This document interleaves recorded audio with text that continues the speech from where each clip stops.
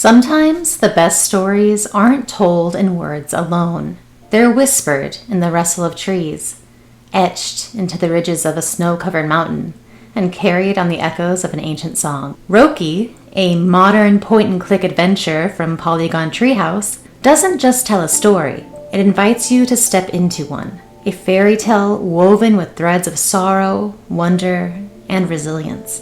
Welcome to the Point & Quest podcast, the show where we dive deep into the narratives, puzzles, and emotional cores of adventure games. I'm Lindsay, and today we're wandering into the wilderness with Röki, a game that reimagines folklore and fairy tales through the lens of loss and family. It's magical, it's haunting, and, like all good stories, it's full of surprises.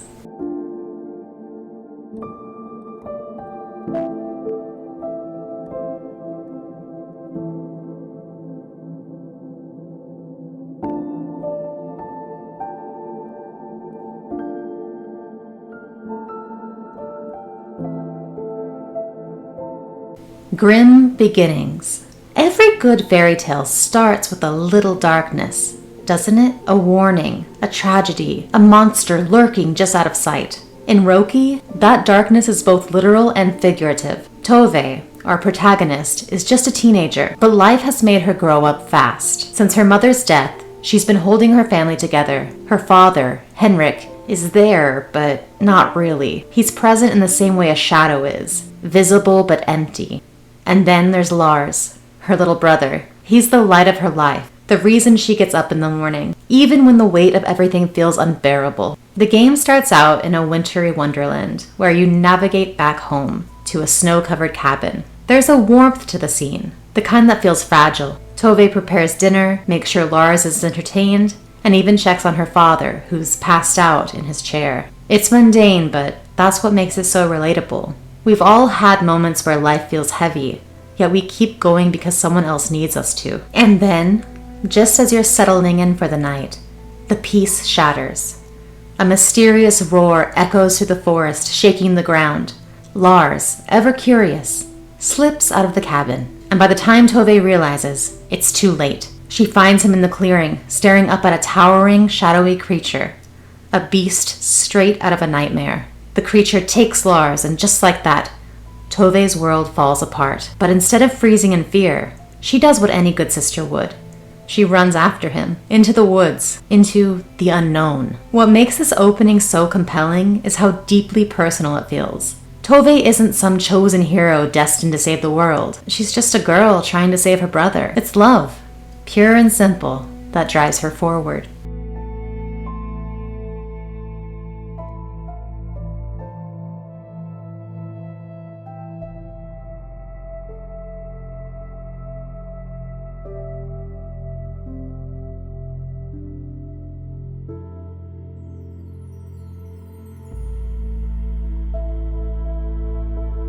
And pray.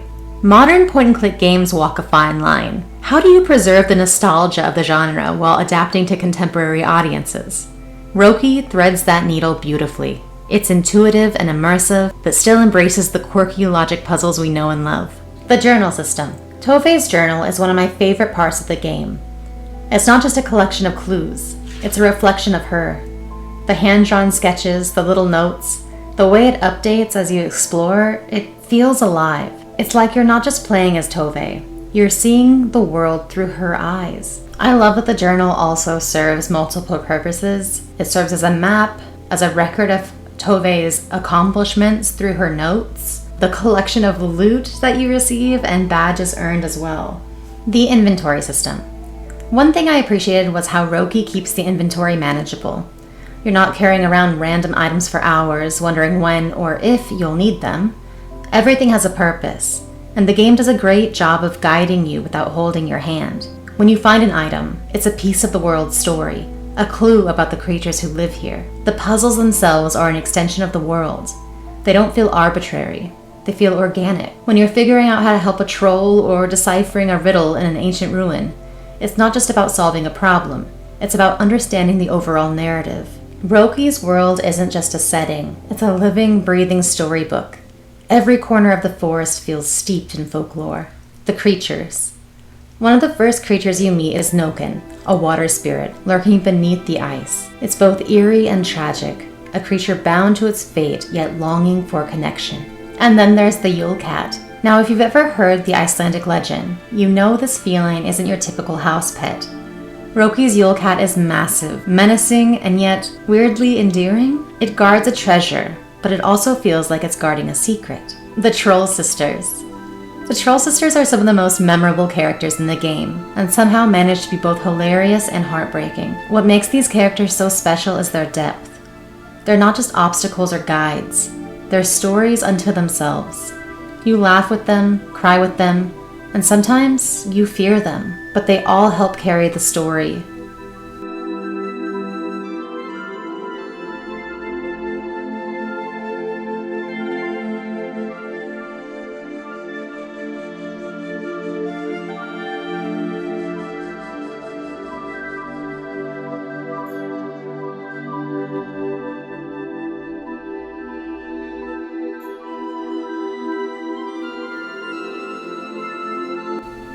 Puzzle me this. Ah, puzzles. The bread and butter of any adventure game.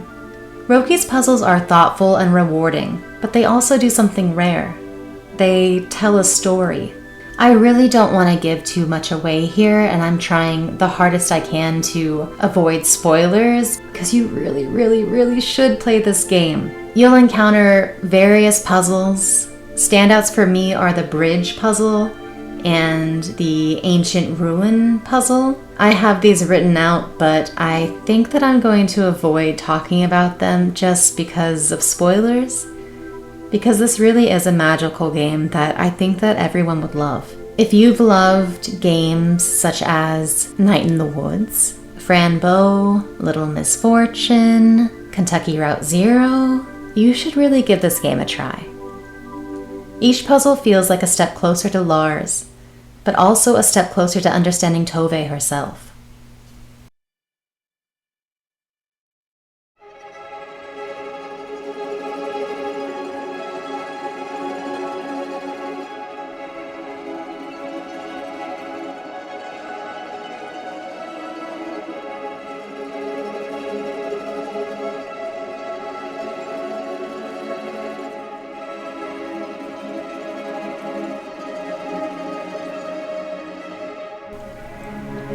A forest full of feelings. If the gameplay keeps you moving forward, it's the emotions that keep you grounded. Röki isn't afraid to explore heavy themes, grief, guilt, redemption, but it does so with a light touch. Tove's growth. At the start, Tove is weighed down by responsibility. By the end, she's not just a sister, she's a hero. But what's remarkable is how human she remains. She doubts herself, she stumbles, but she never stops trying. One of the game's most poignant moments is when Tove confronts her own guilt. She's carried the weight of her mother's death for years, blaming herself. The journey to forgive herself is as important as saving Lars.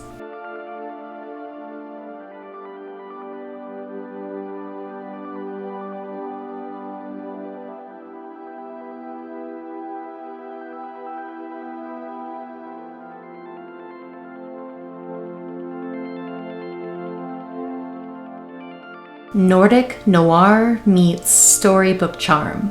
Let's talk about the look and feel of Röki. Because this game doesn't just tell a story, it paints one. Visually, it's like stepping into a forgotten fairy tale book you found in the attic. The pages are yellowed with age, but the illustrations are vivid and alive and aching to pull you in. Röki's art style is bold, colorful, and yet there's this undercurrent of melancholy. Like the forest is holding its breath, waiting for something.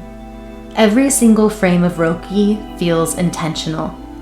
The developers, Polygon Treehouse, created a world that doesn't just look beautiful. It feels and is meaningful. You're not just walking through the forest, you're stepping through a memory, a myth. And the colors, they do so much heavy lifting here. Take the soft pastels of the early game scenes, for instance. These hues lull you into a false sense of security. Everything feels serene but fragile, like freshly fallen snow that hasn't been disturbed.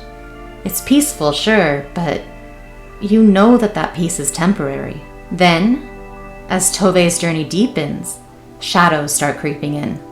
The colors grow darker, colder. Deep blues and blacks dominate the palette, giving the sense that you're stepping into the unknown, or maybe being swallowed by it. But even in the darkest moments, there's always a flicker of light, a sliver of warmth, reminding you that hope is still there. What's striking is how truly alive everything feels. Trees sway gently, their branches reaching like skeletal fingers. Mushrooms disappear as you creep up on them. Rivers rush with icy determination.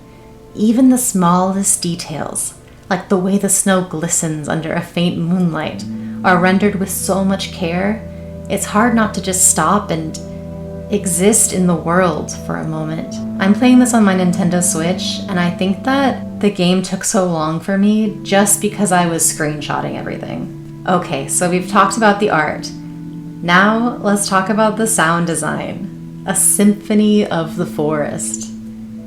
If visuals make you feel like you're in a storybook, the sound makes sure you don't forget the weight of that story. It's immersive in a way that sneaks up on you. The forest is alive, quietly whispering secrets into your ear. One of the first sounds, though subtle, you'll notice, is the crunch of snow under Tove's boots. It's rhythmic, grounding you in the world. It's such a simple detail, but it instantly makes the forest feel tactile and real. Then there are the winds, soft and soothing at first, like the forest is breathing. But as the stakes rise, those winds become harsher, howling through the trees like a warning. You don't just hear them, you feel them, like icy fingers trailing down your spine. And the creatures? Their sounds are so distinctive, so evocative. Guttural growls and mournful cries. It's as if each sound is a piece of folklore brought to life. The music is a truly Nordic lullaby. If there's one element of the sound design that ties it all together, it's the music. Haunting and ethereal, it feels like it was composed by the forest itself. It's Nordic to its core, melancholic yet with an undercurrent of resilience. Certain tracks feel like lullabies passed down through generations. Others are more like ballads and battle cries, urging you forward even when the path feels impossible. What's incredible is how seamlessly the music shifts with the tone of the game. A quiet, reflective piece will suddenly give way to something tense and foreboding as the forest reveals its darker side. One standout moment for me was the theme that plays during Tove's first encounter with the Yule Cat.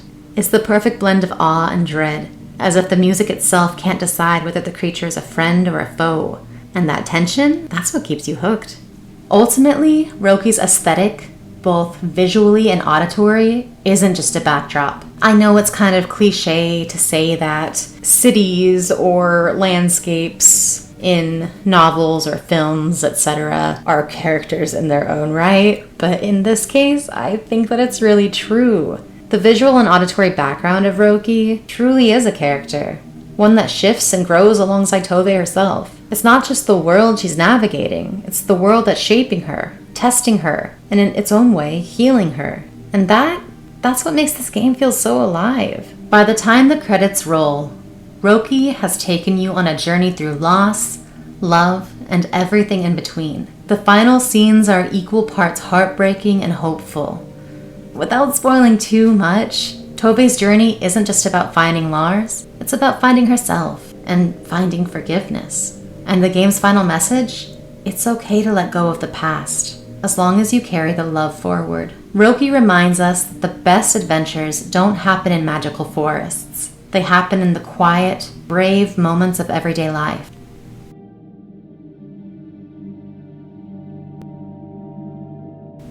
In an industry where games often strive to be bigger, faster, louder, Röki reminds us that sometimes the quietest stories can leave the deepest marks. It's a love letter to folklore and family, to resilience of the human spirit, and to the forests that have always held our most enduring myths. And maybe that's the lesson Röki leaves us with, that even in the darkest woods, there's always a path forward. It might not be clear, it might not be bright and easy, but it's there, waiting for you to take the first step. I like to imagine Tove, years later, revisiting the forest, not out of fear or obligation, but out of love. She's no longer searching for answers or trying to fix what's broken. She's just there, walking among the trees, listening to whispers of the wind and remembering. And isn't that what we all hope for? To come out of the woods stronger than when we went in? Thank you for joining me on this journey into the heart of Röki. If this game has taught us anything, it's that stories, like forests, are meant to be explored. And this story, this forest, it's one worth getting lost in. Just like Tove's adventure in Röki, the world is full of surprises, waiting for those brave enough to take the next step. Whether you're wandering through snow-covered forests or simply navigating the landscape of your own thoughts, I hope you always find a bit of magic along the way. Until next time, stay curious, stay kind, and above all, stay adventurous. See you in the next quest.